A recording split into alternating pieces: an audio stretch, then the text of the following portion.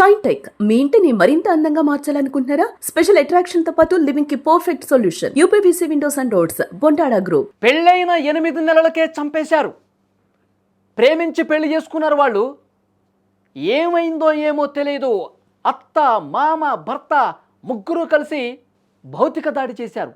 దెబ్బలు తాళలేక నవవధువు చనిపోయిందండి. వికారాబాద్ జిల్లాలో జరిగింది ఈ ఘటన.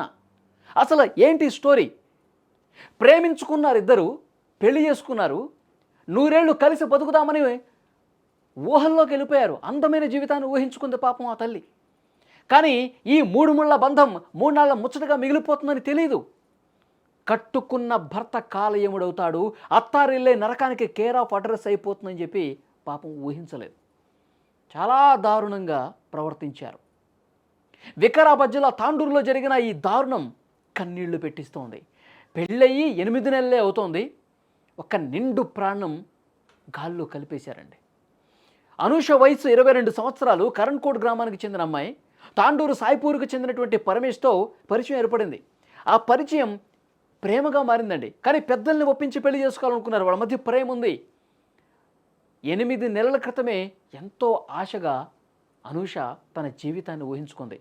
భర్తతో, నేను ప్రేమించిన వాడితో, నమ్మకమైన వాడితో నేను జీవితాంతం బతుకుతాను, నేను అందంగా నా జీవితాన్ని మలుచుకుంటాను, నా జీవితం ఈ విధంగా ఉండాలి, నా జీవితం ఇక ఎల్లకాలం సంతోషంగా ఉండాలని చెప్పి ఎన్నో కలలు కంది.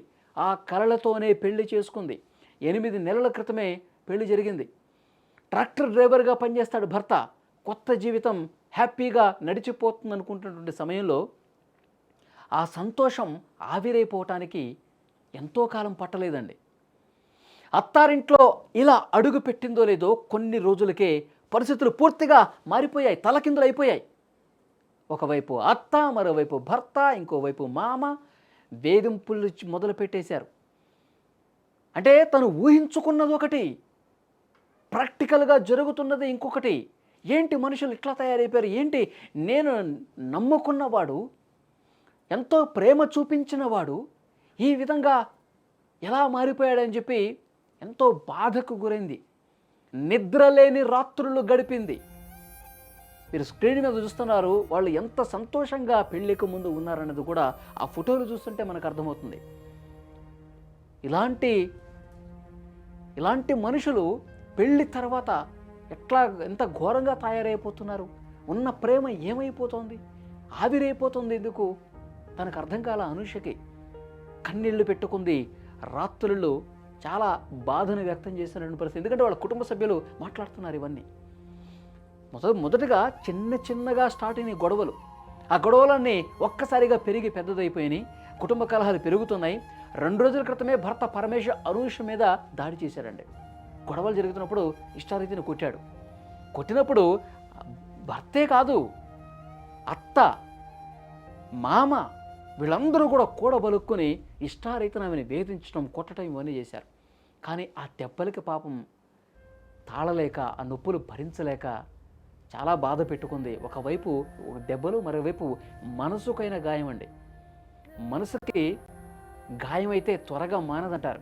ఎందుకంటే ప్రేమించిన వాడు ఇలా మన జీవితం ఈ విధంగా ఉంటుందని చెప్పిన వాడు, బాసలు చేసిన వాడు, నమ్మకంగా ఉంటానన్నవాడు, బాగా చూసుకుంటానన్నవాడు ఒక్కసారిగా మారిపోయి ఒక రాక్షసుడులాగా తయారైతే నిజంగా ఆ మనసు ఎంత బాధపడి ఉంటుంది, ఆ మనసు ఎంత గాయపడి ఉంటుంది. ఎందుకు నా జీవితం ఈ విధంగా అయిపోయింది, నేను ఎంత ప్రేమించాను వాడిని ఈ విధంగా చేస్తున్నాడంటని చెప్పి కుమిలి ఆ బాధతోనే ఆమె చాలా ఇబ్బంది పడపరుస్తుంది. ఎక్కువ కొట్టేయడంతో, భౌతిక దాడి చేశారు, ముగ్గురు కలిసి కొట్టడంతో ఆమె అపస్మారక స్థితిలోకి వెళ్ళిపోయిందండి. పరిస్థితి విషమించడంతో వెంటనే తాండూరులోని ప్రైవేట్ ఆసుపత్రికి తీసుకెళ్లారు అనూషని. అప్పటికే ఆమె ప్రాణాలు విడిచింది, చచ్చిపోయిందని చెప్పి డాక్టర్లు చెప్పేశారు. కట్టుకున్న భార్య చనిపోయిన తర్వాత ఆ భర్త బాధపడాల్సింది పోయి అక్కడి నుంచి వెళ్ళిపోయాడు, పారిపోయాడు అక్కడి నుంచి. అనూష మృతదేహాన్ని అక్కడే వదిలేసి వాడు వెళ్ళిపోయాడంటే వాడు చూడండి, వాడు మనస్తత్వం చూడండి. మళ్ళీ ప్రేమించి పెళ్లి చేసుకున్నాడంటే వీడు. నిజంగా అనూష కుటుంబ సభ్యులు ఎంత బాధపడుతున్నారు ఒక్కసారి ఆ విజువల్ చూడండి మీరు.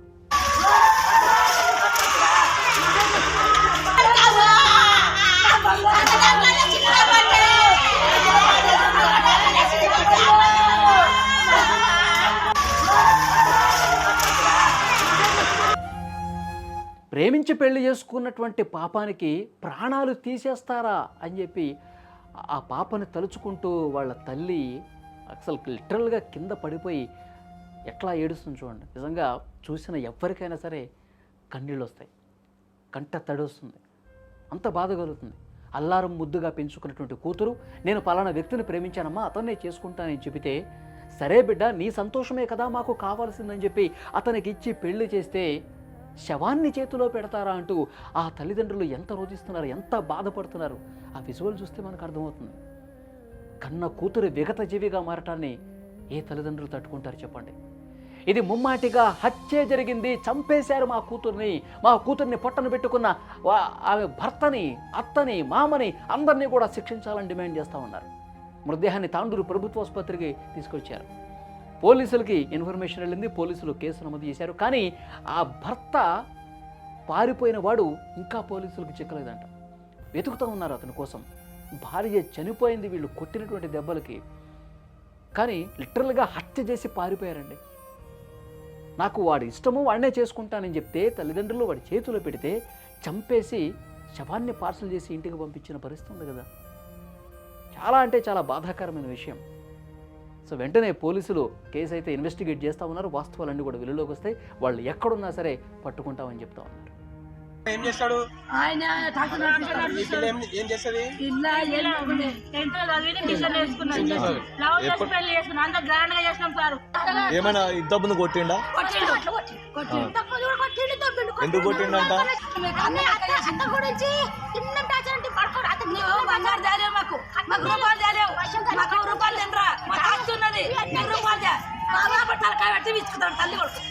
అదనపు వనకట్నం అడిగేదా?